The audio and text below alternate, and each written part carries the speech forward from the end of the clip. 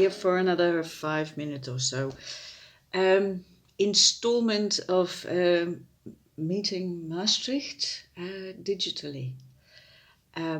I am providing these little snippets of information in hopes you will take advantage of whatever time in these dark and dreary months it is not raining, which is really most of the time, to go outside and explore. And what I would like to tell you about today is a place, is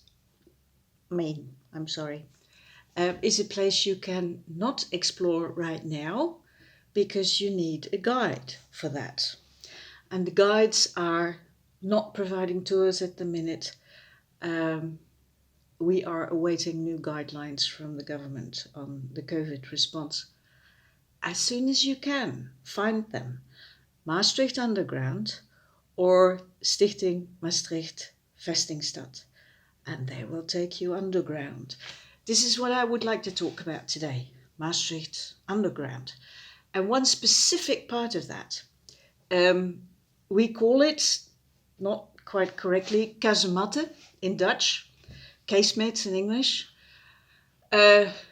The locals, especially the older generation, will speak of the Kutch. What is it? When you think of a city's fortifications, what you imagine is a city wall, of course, and turrets and gates and moats and stuff like that. But what you should also take into consideration when thinking of a city's fortification is everything outside those walls. You know these old prints of city plans that look like they're porcupines almost, or but then in a more mathematically drawn fashion. So a city, an inhabited place, surrounded by circle upon circle of constructions intended to deter attackers and be able to get a good shot at them and preventing them from capturing the city in any way. You'll find remnants of that, of Maastricht's fortifications, walls in the city park, and more of these more modern fortifications further out in the Hoge Fronte. What I would like to talk about today, very briefly, is the extremely extensive, intricate network underground.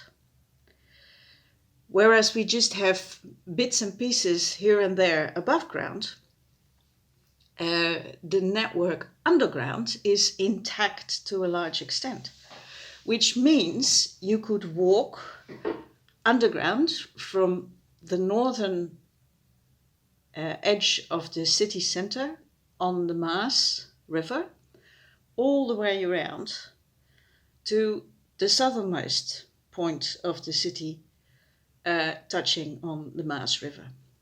It's about a 3 hour at least trek, and of course that that gets very dark and damp and uncomfortable, I suppose. But just imagine the poor soldiers who had to spend lots of time there keeping guard, and worse, lots of time there fighting off the attackers. Because as much as a siege would take place above ground, it would be just as violent and bloody underground. Because the defenders would have their system in place. They would man it to the uttermost reaches to listen for any sound of the enemy approaching underground, because they would be tunneling towards the city's defenses as well. And then from both sides, they would put explosive materials in specifically designed cavities underground and blow them up. So lots of people were ripped to pieces by these gunpowder explosions underground. War has never been pretty.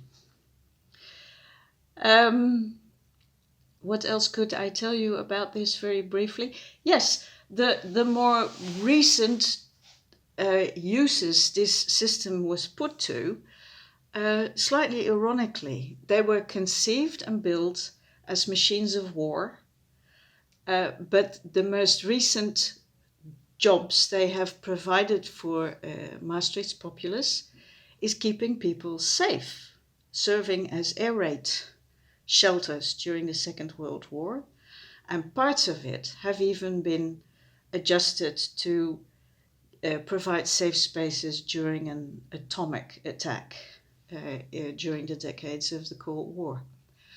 You can see marvelous presentations on that in Schuilkelder Museum, the Air Raid Shelter Museum, when it opens again. We are all waiting for that.